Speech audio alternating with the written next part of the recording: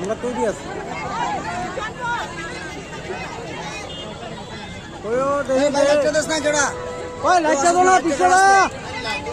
আজকে Tripura Motha women's TWF মণিপুরের ঘটনাকে নিয়ে আজকে আমরা মশাল মিছিল করতে যাচ্ছি।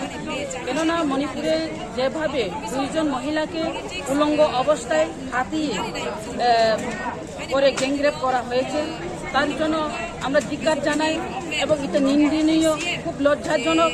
এইভাবে মহিলা কিন্তু বিজেপি বা প্রধানমন্ত্রী বলেছে বেটি বাঁচাও বেটি পড়াও, কিন্তু বেটি বাঁচাও বেটি পড়াও বলা সত্ত্বেও কেন মহিলাদের উপর এইভাবে অত্যাচার করা হচ্ছে?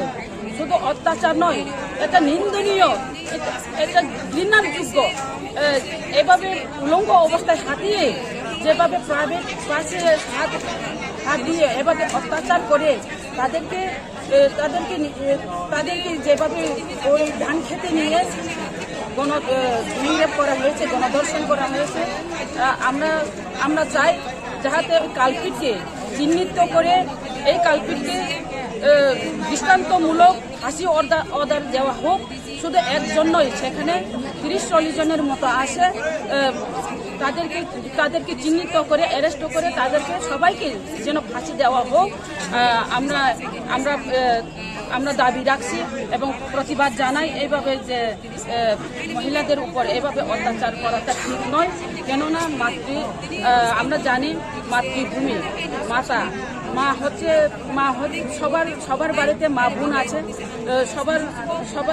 সবাই মাকে সম্মান দেওয়া উচিত।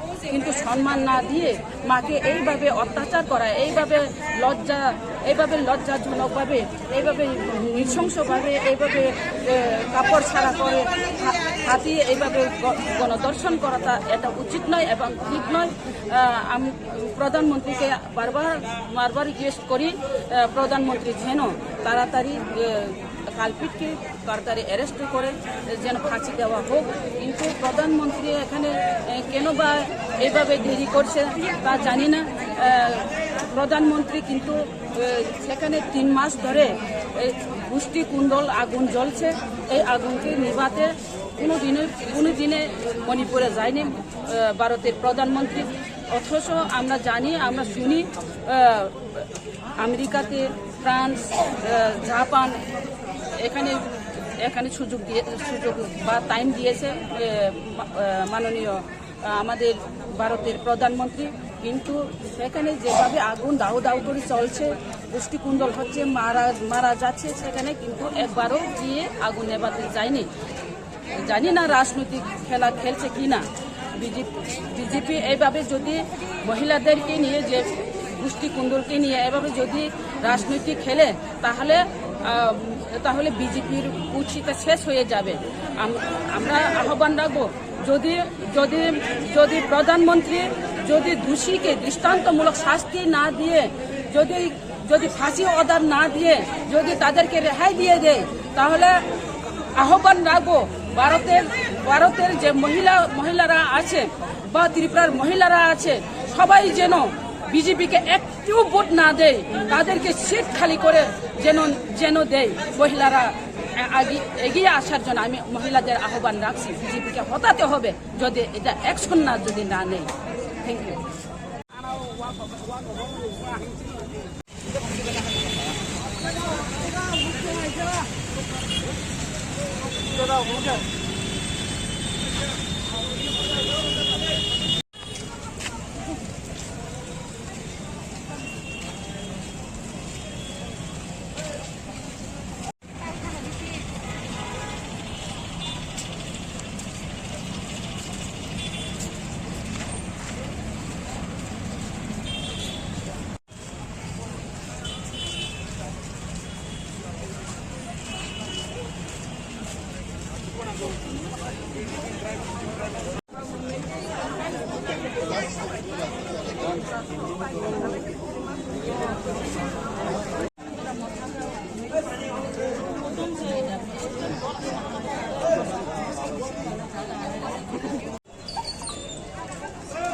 প্লিজ